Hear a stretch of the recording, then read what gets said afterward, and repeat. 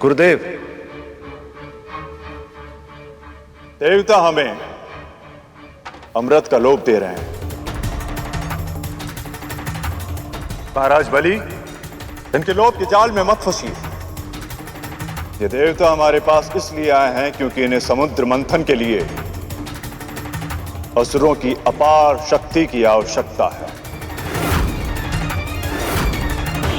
किंतु जब समय आएगा तो अमृत की एक बूंद भी असुरों को नहीं मिलेगी। ऐसा नहीं होगा महर्षि। समुद्र मंथन के शुभ कार्य में जो भी प्रजातियां भाग लेंगी, उन सबके बीच में समुद्र के गर्भ में जो चीज भी प्रकट होगी, वो सब बराबर मात्रा में बांटी जाएगी।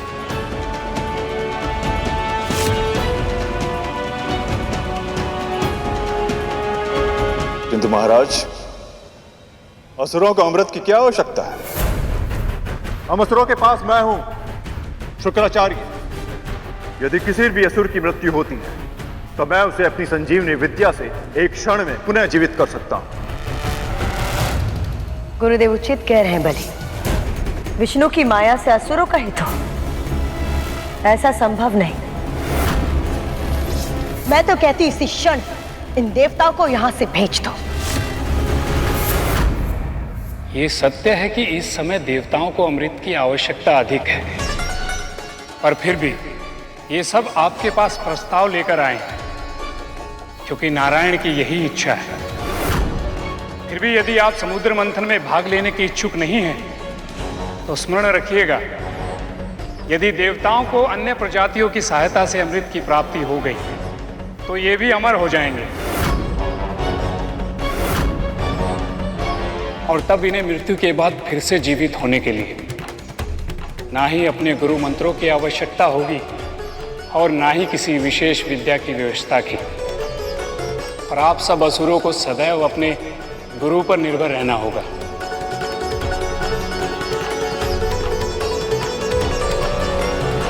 विचार कीजिए असुरराज, तब क्या होगा जब गुरु शुक्राचार्य आपके निकट नहीं होंगे, जब ये कहीं तपस्या के लिए दूर निकल जाएं और कोई पक्षी गजासुर और सिंह मुखम जैसे विकट असुरों को जीवित ही निकल जाए।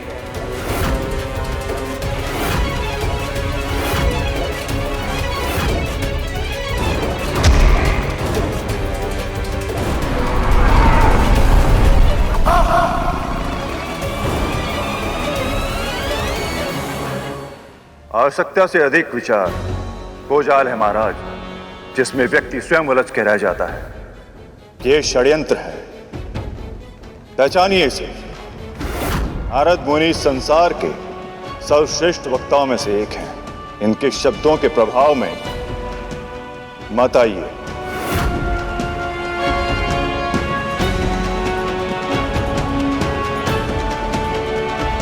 क्षमा कीजिए गुरुदेव, पर इनके शब्दों में केवल प्रभाव ही नहीं, अर्थ भी है, और उस अर्थ को मैं अच्छी तरह समझ पा रहा हूं। सारा अमृत देवताओं को मिल जाए, असुरों की सुरक्षा के लिए मैं ऐसा नहीं होने दे सकता।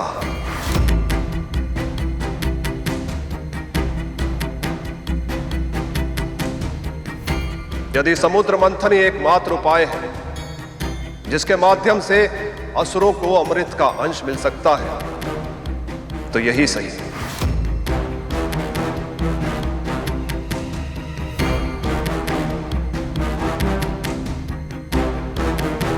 हम आपकी सहायता अवश्य करेंगे देवराज। हम असुर समुद्र मंथन में अवश्य भाग लेंगे। मैं असुराज बलि वचन देता हूं।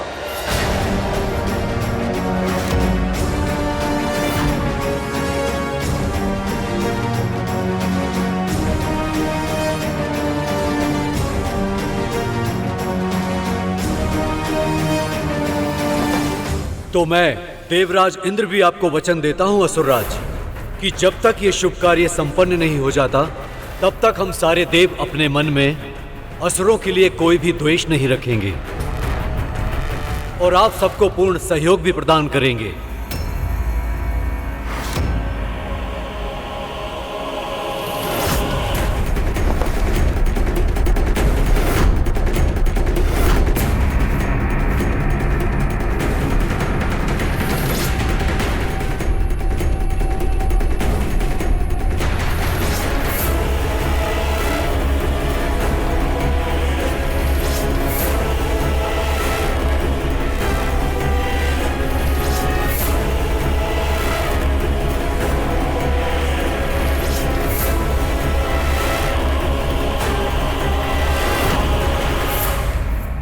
प्रभु, अब तो देवताओं और असुरों की संधि हो चुकी है।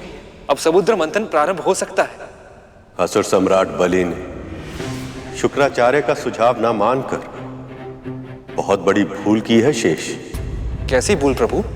यदि गुरु का अनादर करके कोई भी कार्य किया जाए तो सफलता नहीं मिलती, केवल पतन होता। अब तो बस एक ही आशा है, इससे पहले कि बहुत देर हो, बलि को अपनी भूल का आभास हो जाए और वो उसे सुधार ले, अन्यथा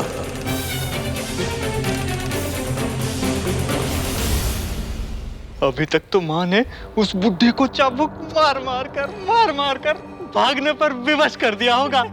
बुढ़ा तो इतना दुर्बल है कि चाबुक देखते ही भयभीत हो गया होगा। दंड तो विमाता विंता को मिल रहा होगा। चाबुक की मार की कल्पना कर तक तू सट सट सट। गरुड़ जहां कहीं भी होगा, अपनी माँ की चित्कार सुनकर कितना तड़प रहा होगा। माँ माँ माँ माँ।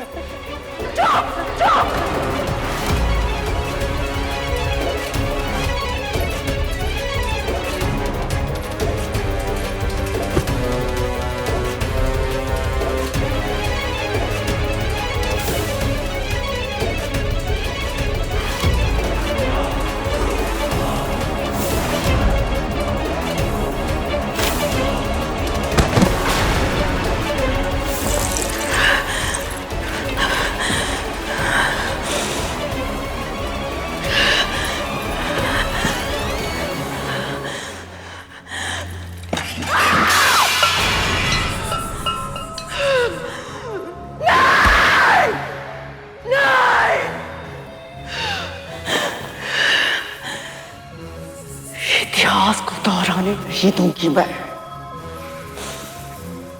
विंता फिर से मुझे मूर्ख बना दे और मैं देखती रह जाऊं। नहीं,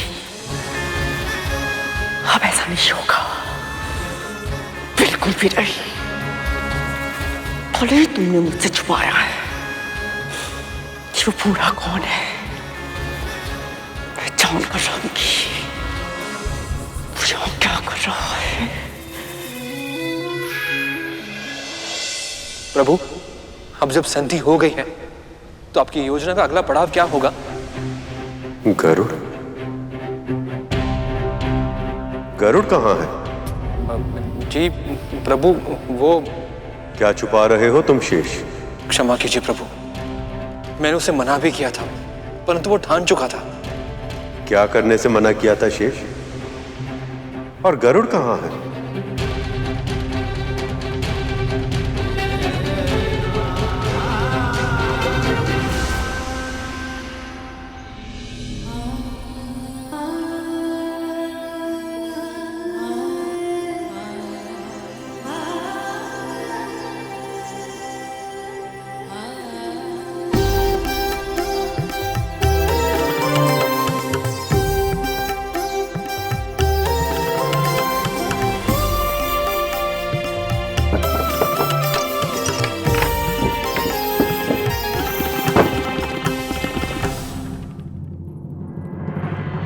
लगता है बाबा को उठने में अभी समय लगेगा। तब तक मैं महल के सारे कार्य समाप्त कर लेती हूँ। फिर उनके लिए चंदन और पुष्पों का लेप बना दूंगी ताकि उनके तन से आने वाली गंध थोड़ी कम हो जाए।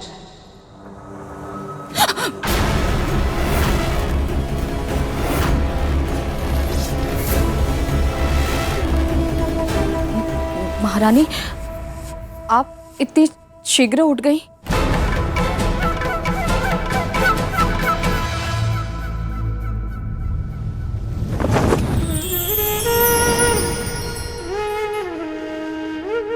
गरुड़, कहां गए थे तुम?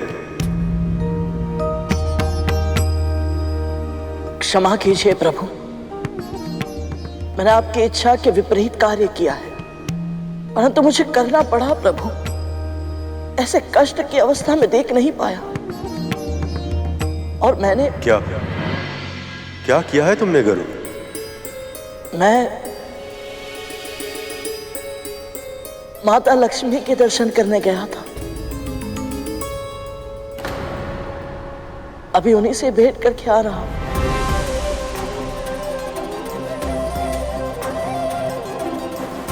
ये तुमने क्या किया गरुड़?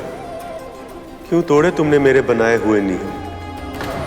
क्यों गए तुम देवी लक्ष्मी से भेंट करने? क्या सोचा था तुमने कि ये सब सुनकर मुझे प्रसन्नता होगी? तुम्हें पता है कि विरह की सबसे अधिक पीड़ा कब होती है? जब प्रिय और प्रेम एक दूसरे से दूर हो रहे हैं, तब नहीं। जब दोनों एक दूसरे से दूर रहने के लिए विवश हो, तब भी नहीं। विरह की पीड़ा असहनीय तब होती है जब विरह की समय सीमा समाप्त होने के बाद मिलन के लिए दोनों एक दूसरे के पास लौट रहे, जब पग आगे नहीं बढ़ पाते और हृदय और भी तीव्र गति से धड़कने लगता है। गरुड़, अभी तो केवल देवों और दानवों के बीच में संधि हुई। समुद्र मंथन के लिए कितना कुछ करना शेष है, न जाने उस सब में कितना समय लग जाएगा। और तुमने अभी से देवी लक्ष्मी को सूचित कर दिया, उनकी आशाएं कितनी बढ़ चुकी होंगी। उन्होंने शीघ्र ही वैकुंठ लौटने का स्वप्न संजो लिया होगा। ऐसे में यदि किसी भी कारण से मैं अपने लक्ष्य में असफल रहा, तो इनका हृदय चकनाचूर हो जाएगा। तब मैं क्या करूंगा गरुड़? कैसे संभालूंगा मैं स्वयं को? तुम्हें आभास भी है तुमने कितनी बड़ी मूर्खता की है गरुड़। हाँ भैया, मैं जानता हूं मैंने बहुत बड़ी मूर्खता की है, पर यदि मेरी इस मूर्खता से मैंने अपने परम पिता का संदेश मां तक और मां का संदेश परम पिता तक पहुंचा पाया, मैं ये मूर्खता बार बार करूंगा। लक्ष्मी का संदेश?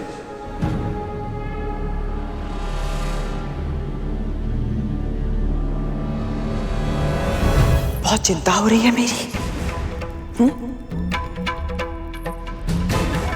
अधिक स्वांग करने की आवश्यकता नहीं है तुझे,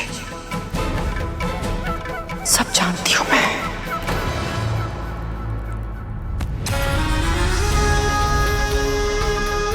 तुझे क्या लगता है तू मेरे विरुद्ध षड्यंत्र करेगी, मेरे विरुद्ध योजना बनाएगी? योजना, षड्यंत्र? ये आप क्या कह रही हैं महाराज? कौन है वो? कौन है वो मायावी जिसे तूने अपनी कुटिया के अंदर छुपा के रखा है?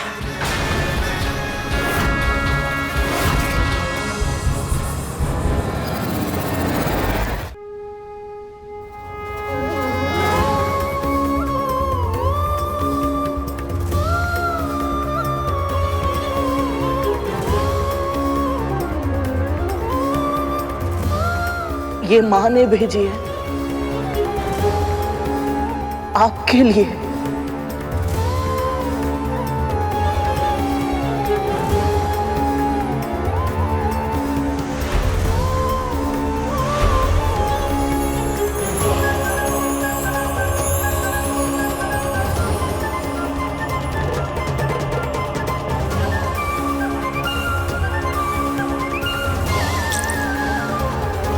स्वामी मैं तो कहती हूँ क्यों ना हम दोनों ही एक एक पायल की रचना करें। देख तो ले कि हम दोनों की सोच एक दूसरे के समान है भी या नहीं।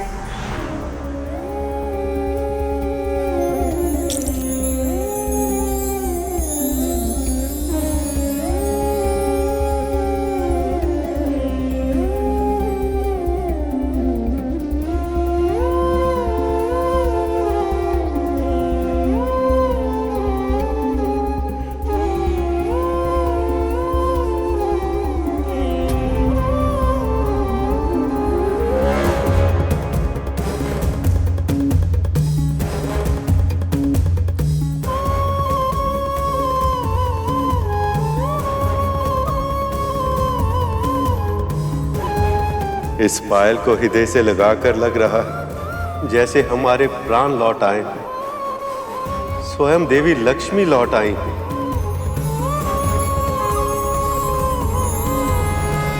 मायावी? नहीं महारानी, वो बस एक असहाय रोगी है। असहाय? कितना असहाय है वो, मैं स्वयं अनुभव कर चुकी हूं।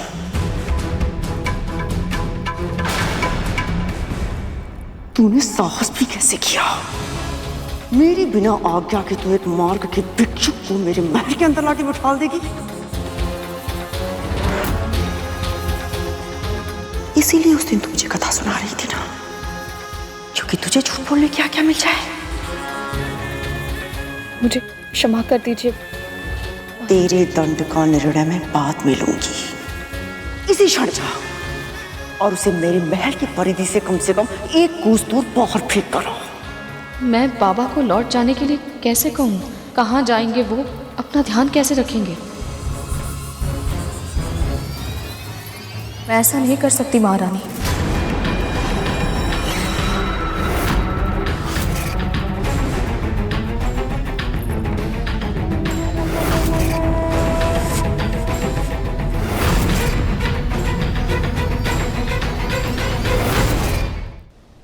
गरुड़, मुझे ये विश्वास नहीं हो रहा है कि तुमने ऐसा दुस्साहसी कार्य किया है। मैंने तो कुछ नहीं किया है प्रभु। परंतु पायल तो तुम ही लाए हो गरुड़। कहना क्या चाहते हो तुम? बस यही कि समस्त संसार में जो कुछ होता है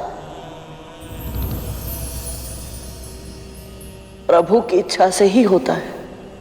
कभी कभी नियम बनाने वाला अपने ही नियमों के जाल में उलझ जाता है, किंतु तुमने अपने हठ से, अपनी मूर्खता से असंभव को भी संभव कर दिया है गरुड़।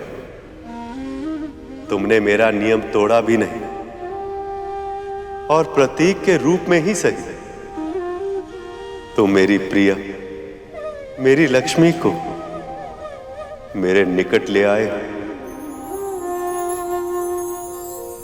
विरह में मेरी दशा ऐसी हो गई थी कि देवी लक्ष्मी के अतिरिक्त मैं कुछ और सोच ही नहीं पा रहा था।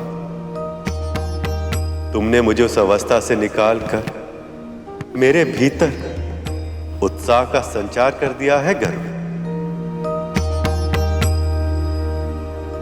अब मैं वो भविष्य देख पा रहा हूं जिसमें शीघ्र ही वे मेरे साथ होंगे, मेरे निकट होंगे। प्रेम के इस छोटे से संदेश ने मुझ में इतनी प्रसन्नता, इतनी ऊर्जा भर दी है कि अचानक ही सब कुछ संभव लगने लगा है मुझे। सत्य तो यही है कि आशा की वास्तविक आवश्यकता हमें ही थी और देवी लक्ष्मी से मिलकर वह आशा तुमने हमें दी है गरुड़। मैं तो केवल माध्यम हूं प्रभु। ये लीला तो आप दोनों की ही है। ये सब हमारी लीला है, ये कहकर तुम बच नहीं सकते।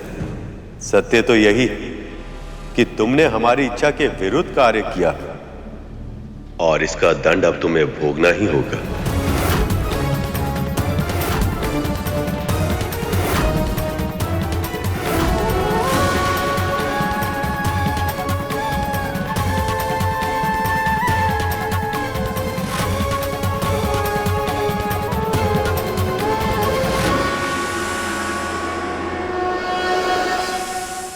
जब तक क्षीर सागर का मंथन पूरा नहीं हो जाता, तब तक तुम्हें देवों और दानवों के साथ मिलकर इस कार्य को सफल बनाने में योगदान देना होगा। प्रभु, ये तो मेरे लिए सौभाग्य की बात होगी। नारायण नारायण। प्रभु, आपके मुख पर ये हर्ष की छाया देखकर मुझे बहुत प्रसन्नता हो रही है।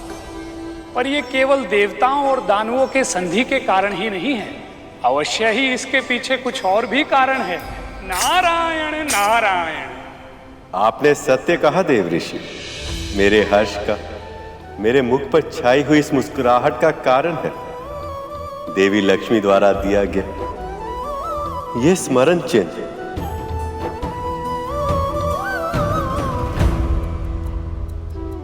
कौन कल्पना कर सकता है कि वियोग में अपनी प्रिया द्वारा दी गई ये पायल जैसी छोटी वस्तु भी अपने प्रेमी के हृदय को इतने उत्साह, इतनी आशा से भर सकती है।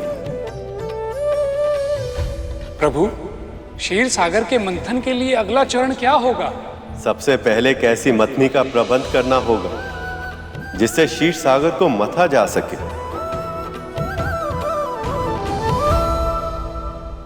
पर प्रभु, इस कार्य के लिए तो बहुत ही विशाल और शक्तिशाली मथनी की आवश्यकता होगी, परंतु ऐसी मथनी मिलेगी कहां?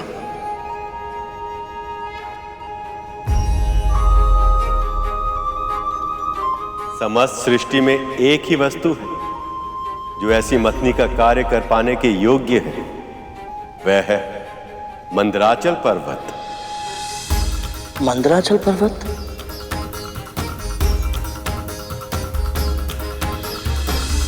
मंदराचल पर्वत बहुत ही विशाल है, साथ ही साथ सीधा, मोटा, गोलाकार और बहुत तेजवान भी है। क्षीर सागर को मथने के लिए इससे अच्छी मथनी मिलना असंभव है। तब तो हमें इस क्षण उन्हें यहाँ ले आना चाहिए मुनिवर। जितनी शीघ्र मथनी का प्रबंध होगा उतनी ही शीघ्र मंथन प्रारंभ होगा।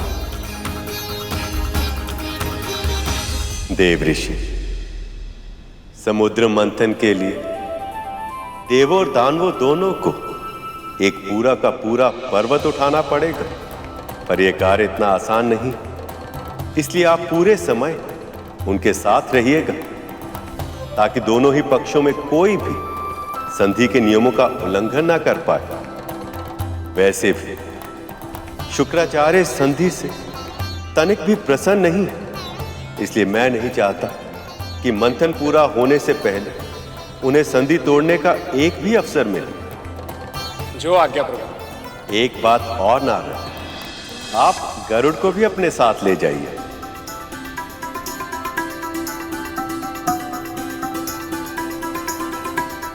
प्रभु, इसमें मैं क्या योगदान दे पाऊंगा? जो कार्य करने की इच्छा रखता है वह चाहे तो इतने बड़े अनुष्ठान में अपने लिए कोई ना कोई कार्य तो ढूंढ ही सकता है गरुड़। जो आज्ञा प्रभु।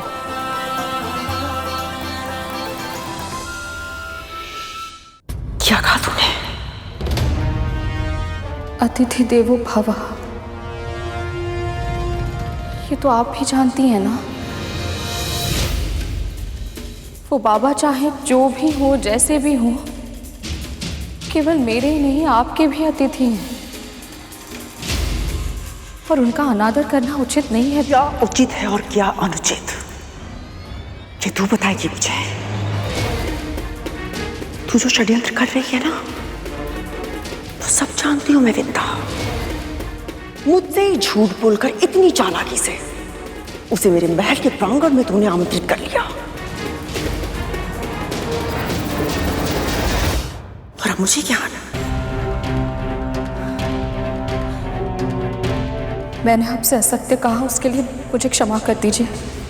आपको जो दंड देना है मुझे दे दीजिए, पर बाबा को मेरी कुटिया से मत निकालिए। कौन है वो? तेरा संबंध ही क्या है उनके साथ? केवल मानवता का संबंध है। वो कौन है, कहां से आए हैं, मैं नहीं जानती। बस उन्हें इस हाल में देखकर मुझे उन पर दया आ गई और जो दूसरों की दया पर जीवित रहते हैं ना, उन्हें किसी और पर दया करने का अधिकार नहीं होता है।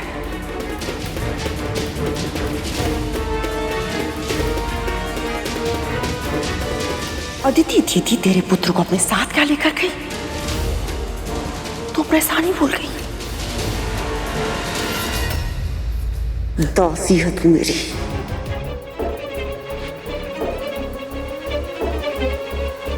दासी।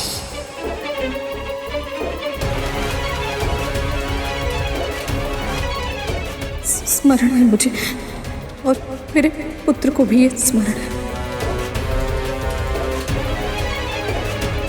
पर उन बाबा को जाने के लिए नहीं कह सकती मैं।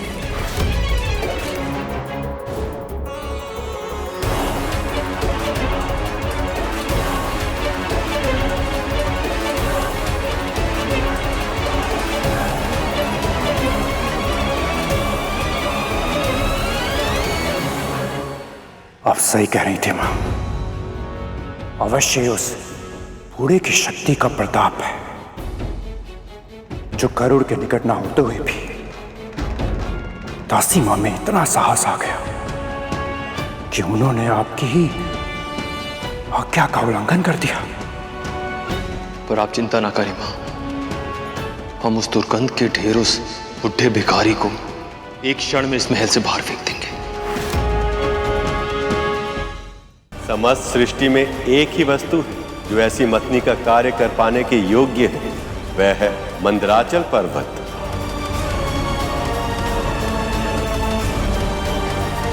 ये दास यहाँ पे क्या कर रहा है?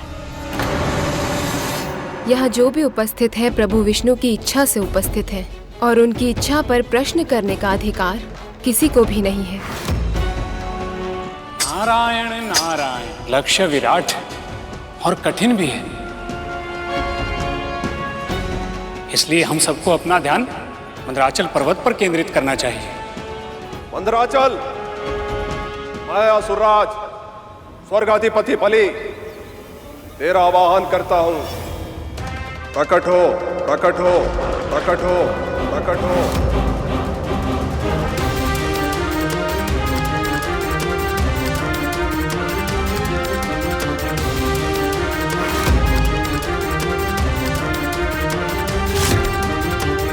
मैं देवराज इंद्र तुम्हें प्रकट होने का आदेश देता हूं मंदराचल। आदेश का अविलंब पालन हो, आदेश का अविलंब पालन हो, आदेश का अविलंब पालन हो।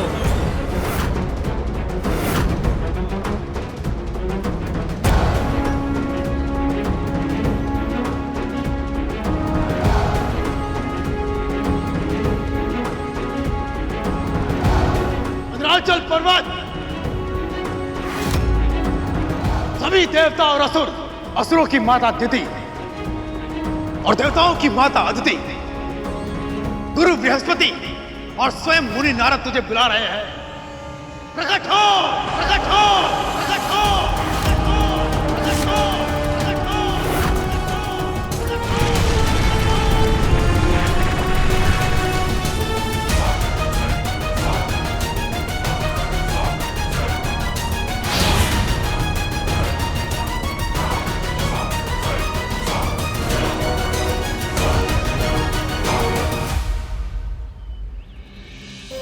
मेरा प्रणाम स्वीकार करें।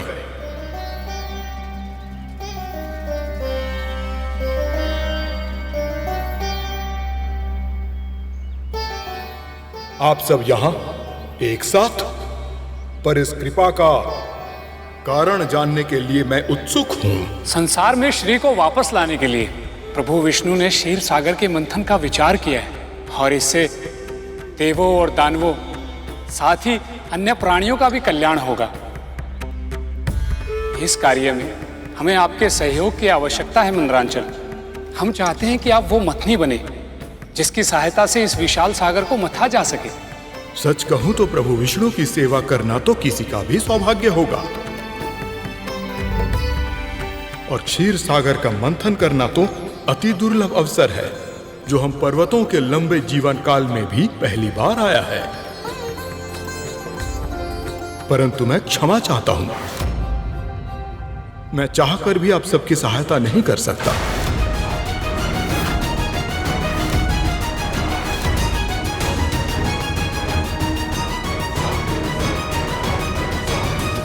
क्या मैं जान सकता हूं आप इस महत्वपूर्ण घटना में अपना योगदान क्यों नहीं देना चाहते? मैं अपना योगदान देना चाहता हूं, परंतु चाहकर भी ऐसा नहीं कर सकता, क्योंकि अब पहले की तरह मेरे पंख नहीं हैं और बिना पंखों के मैं अचल हो गया हूं, कहीं आने जाने में असमर्थ हूं और एक ही स्थान पर रहने के लिए विवश हूं। तो क्या पर्वतों के भी पंख हुआ करते थे? हाँ गरुड़, ये बहुत समय पहले की बात है। केवल मंदराचल पर्वत ही नहीं, सभी पर्वतों के पंख हुआ करते थे और जहां उनका मन चाहता वो वहां उड़ जाते थे। वो कहीं भी आने जाने के लिए स्वतंत्र थे। पर इतने भारी भरकम पर्वतों के अचानक उड़ान भरने से न केवल उन पर उगे हुए वृक्ष और भारी भारी शिलाएं टूटकर नीचे गिर जाती थी, अपितु उन पर्वतों की कंदराओं में रहने वाले साधु संतों की तपस्याएं भी भंग हो जाती थी। इतना ही नहीं, वो फिर से भूमि पर जब लौटते तो भयानक विनाश जन्म लेता और उनके नीचे हर सजीव और निर्जीव वस्तु दबकर पूरी तरह नष्ट हो जाती थी। प्राणियों का बिना भय के जी पाना असंभव हो गया था। पृथ्वीवासियों का एक कष्ट देखकर स्वर्गाधिपति इंद्र से रहा नहीं गया और उन्होंने सभी पर्वतों के पंख काट दिए। तब जो जहां गिरा सदैव के लिए वहीं स्थापित हो गया। इंद्र के उस असावधानी पूर्वक लिए गए निर्णय के कारण अब मथनी का प्रबंध नहीं हो पाएगा।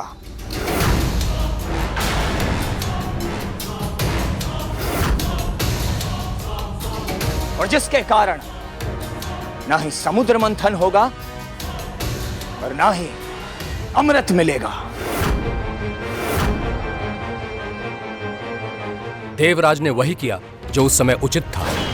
ना तो इसकी कल्पना की थी, ना ही भविष्यवाणी कि ऐसा समय भी आएगा जब इन्हें मथनी के रूप में किसी पर्वत की आवश्यकता पड़ेगी। जो व्यतीत हो चुका है वो अतीत है। हमें वर्तमान के बारे में सोचना चाहिए। जो समस्या हमारे सामने है उसके समाधान के बारे में सोचना चाहिए। गरुड़ ठीक कह रहा है पुत्र। हे मंदराचल पर्वत, क्या कोई उपाय है जिसकी सहायता से आपको क्षीरसागर तक ले जाया जा सके?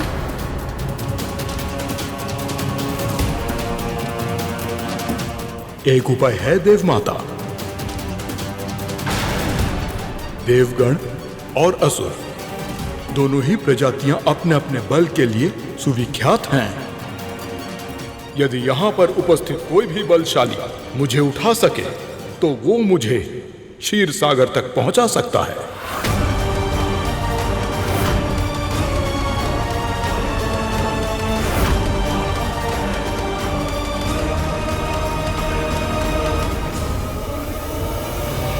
क्या ये संभव है प्रभु? चाहे वो कोई भी प्राणी हो, मानव, दानव या देवता ही क्यों ना हो, पूरा का पूरा पर्वत वो कैसे उठा सकता है? मंदराचल को उठाना तो केवल एक प्रतीक है शेष। ऐसे कार्य का जो पहली दृष्टि में असंभव लगता है, किंतु प्राणी यदि आरंभ में ही ये सोच ले कि वह कार्य नहीं कर पाए तो वह कार्य कभी संपन्न नहीं हो सकता। किंतु यदि प्राणी अपने ऊपर और परमपिता परमेश्वर अर्थात मुझ पर विश्वास बनाए रखे तो पर्वतों को वह सहज ही उठा सकता है। ये शक्ति की परीक्षा नहीं, भक्ति की परीक्षा है शेष। अद्भुत प्रभु, अद्भुत है आपकी लीला। अब तो मैं ये जानने के लिए और भी आतुर हो गया कि आगे क्या होगा। असंभव है, अवश्य ही विष्णु का षड्यंत्र है। हमारी दृष्टि में हमें दुर्बल सिद्ध करके हम असुरों का मनोबल कम करना चाहता है ये। प्रभु विष्णु तो मां लक्ष्मी के वियोग में वैसे ही व्याकुल है। भला वो ऐसा कैसे कर सकते हैं? सभी को कोई ना कोई कार्य असंभव लगता है, और वो तब तक असंभव होता है जब तक कोई और उसे कर ना ले। मुझे विश्वास है महाराजा बलि मुझसे सहमत होंगे, क्योंकि कुछ ही समय पहले तक लगता था कि मृत प्राणियों को जीवित करना असंभव है, और फिर गुरु शुक्राचार्य ने संजीवनी विद्या की सिद्धि प्राप्त कर ली और सब कुछ बदल गया। नारद मुनि सही कह रहे मां। जब तक आपका आशीर्वाद हमारे साथ है, ऐसा कौन सा कार्य है जो असंभव है, जो हम असुर संभव नहीं बना सकते। यदि असुर नहीं कर पाए तो हम देवता अवश्य कर लेंगे।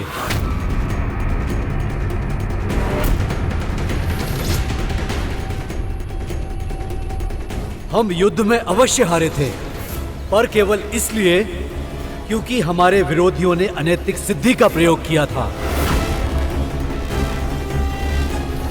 इसका अर्थ ये नहीं है कि हम बलशाली और योग्य नहीं हैं। इंद्र, देवताओं की शक्ति की परीक्षा के लिए किसी और अवसर की प्रतीक्षा करनी होगी, क्योंकि समुद्र मंथन का पहला चरण मेरे पुत्र ही पूरा करेंगे। स्वर्गाधिपति होने के कारण प्रत्येक विषय में चुनाव का पहला अधिकार मेरे पुत्र का होगा।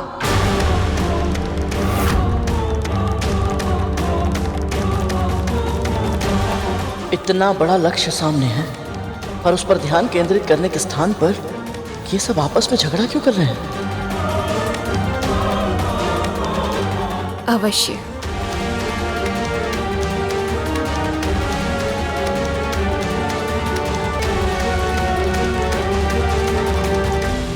जब मां ने कह दिया तो यही सही। असुर जाएं और हो सके तो इस पर्वत को अवश्य उठा लें।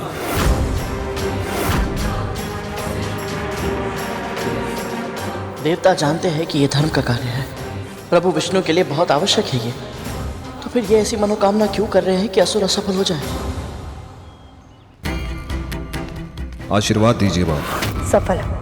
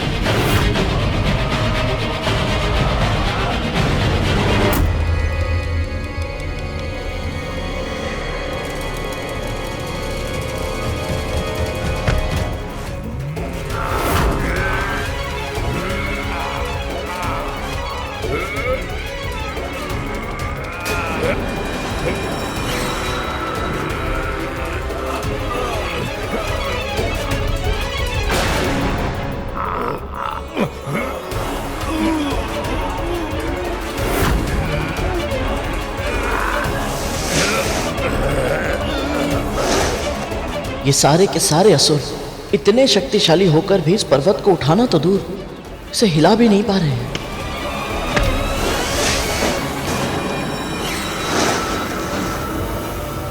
जब थक जाए तो बता दीजिएगा असुरराज, हम स्वयं उठा लेंगे इस पर्वत को।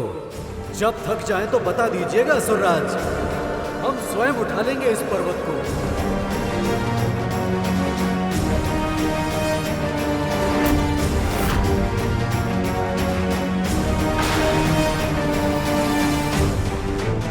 ये इंद्रदेव क्या कर रहे हैं? कटु वचन कहकर असुरों को क्रोधित कर रहे हैं। प्रभु ने इन्हें साथ मिलकर कार्य करने के लिए कहा, पर यदि इनके अहंकार के कारण इनकी संधि टूट गई तो समुद्र मंथन कैसे पूर्ण हो पाएगा?